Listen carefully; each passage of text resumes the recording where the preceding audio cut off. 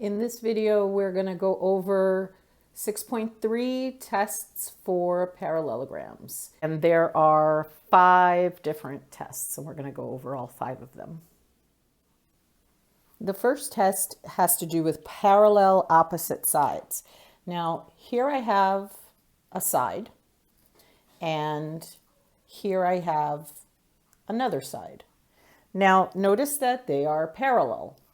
But is this going to create a parallelogram? So like if I connected these two sides, is this a parallelogram? No, it's not. So notice that just one pair of opposite sides being parallel is not enough to make a parallelogram. So let's say I started with this green side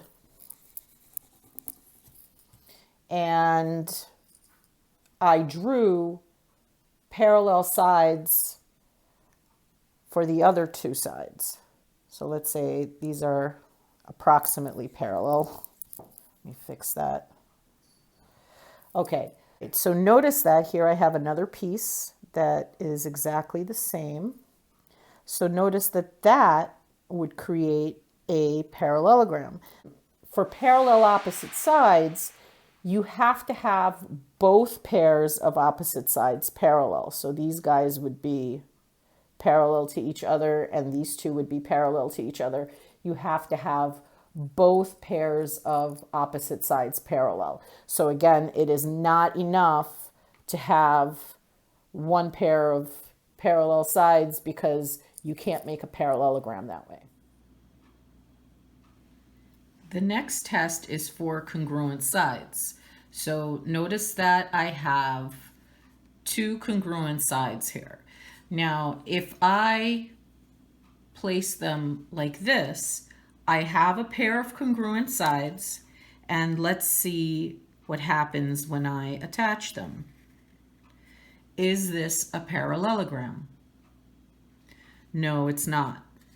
Okay, so what do I have to make this a parallelogram? Well, we're going to start with the two congruent sides again. All right.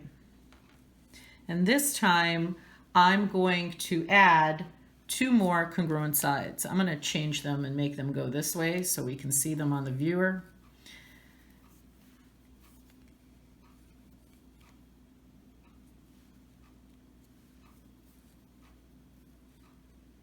All right, so notice I have added 2 other congruent sides.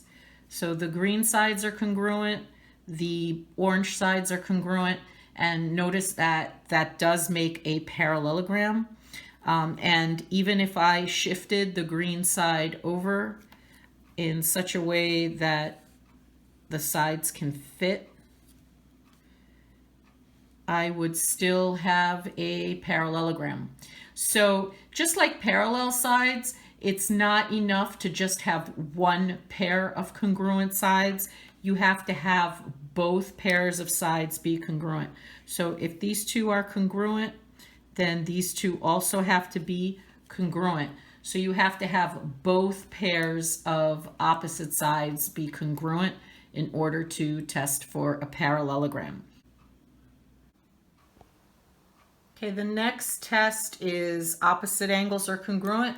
And here I have a parallelogram, and notice that opposite angles right here and right here, and right here and right here are congruent. And look what happens as I move this around. You're still going to have opposite angles being congruent. Okay, so no matter what I do with this parallelogram, no matter how I move it, I'm going to have this angle congruent to this angle. Those are opposite angles.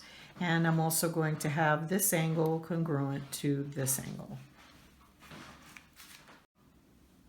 The next test is diagonals bisect each other. Now, if you look at the diagonals of a parallelogram, this is an example of diagonals of a parallelogram, you'll notice that they are different lengths. So this has nothing to do with lengths of diagonals. But what it does have to do with is that this middle point right here where they cross is actually the middle of each diagonal. So in other words, this piece and this piece right here are going to be congruent. And also this piece and this piece right here are going to be congruent. So the diagonals bisect each other, or this is the midpoint. Now let me show you what happens. If I draw the end of each of these diagonals, and then I connect those 4 points, I get a parallelogram. So what does that mean that the diagonals bisect each other? It means that the point where they intersect is a midpoint of each of them. The last test is one pair of opposite sides is both congruent and parallel. So this time we're only testing one pair of opposite sides.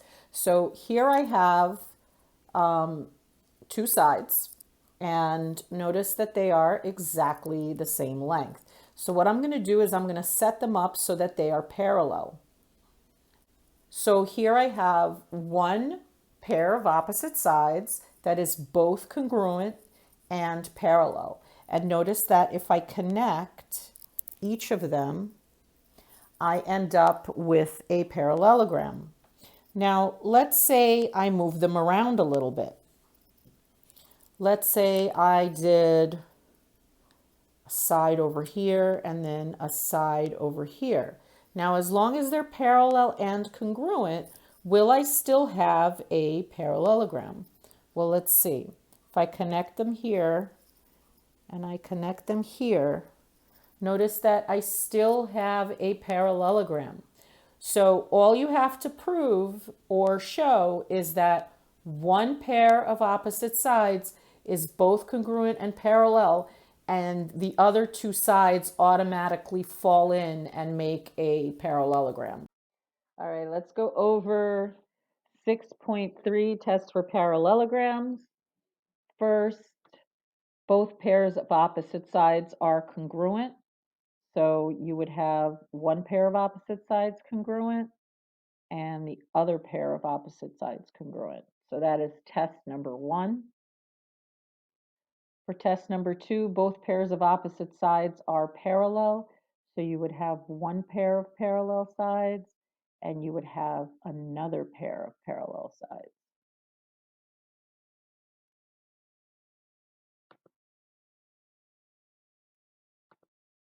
Test number 3, both pairs of opposite angles are congruent. So you would have one pair of opposite angles congruent and then the other pair of opposite angles congruent. Test number 4, diagonals bisect each other. So if I had a diagonal and another diagonal, then what that would mean is that this piece is congruent to this piece and that this piece is congruent to this piece. It would also mean that this point right here is the midpoint of both diagonals. And finally, number 5, one pair of opposite sides is both congruent and parallel. So you would pick one pair of opposite sides. Let's say I would pick this pair. So I would say that that pair is congruent and that that same pair of opposite sides is also parallel. Okay, so just one pair. So I'm only picking these two sides, and those two sides are both parallel and congruent. And that concludes 6.3 tests for parallelograms. Please let me know if you have any questions. Stay safe, guys.